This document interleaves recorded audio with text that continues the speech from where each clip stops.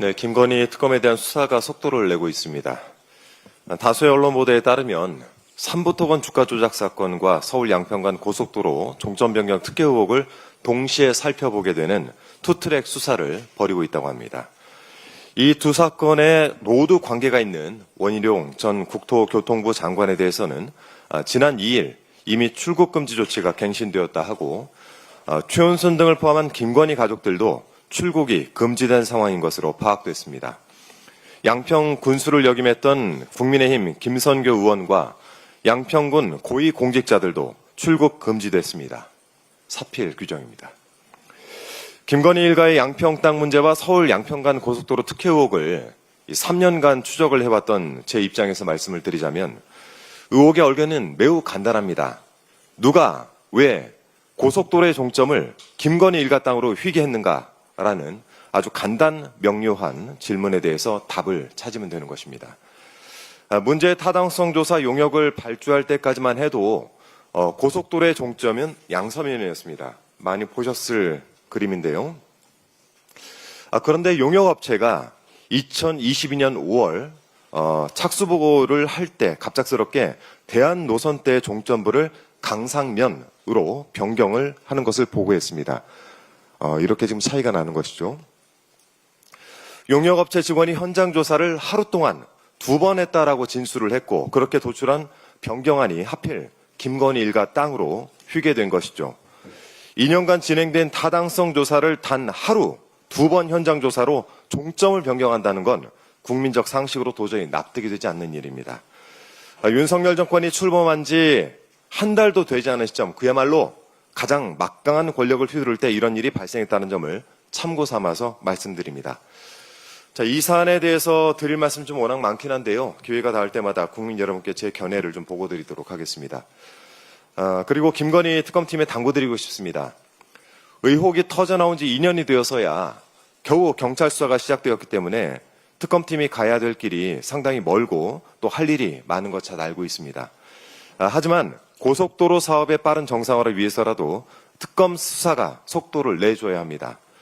특혜 의혹의 정점인 김건희 일가, 뜬금없이 백지화를 선언하면서 정재용을 키운 원희룡 전 장관과 국민의힘 때문에 서울 양평간 고속도로 건설 사업은 기약 없이 미뤄지고 있는 상황입니다.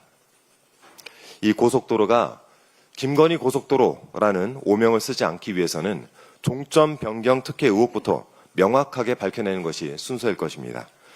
아울러 원희룡 전 장관이 변경된 종점 인근에 김건희 씨의 땅이 있었는지 사전에 알고 있었는지 여부는 당시 제 질의가 정리된 영상이 있으니까 특검팀은 제 질의 영상을 한번 리뷰해 보실 것을 권합니다. 더불어민주당은 서울 양평 고속도로가 당초 목적과 목표에 부합하는 방향으로 사업을 정상화할 수 있도록 최선을 다하겠습니다.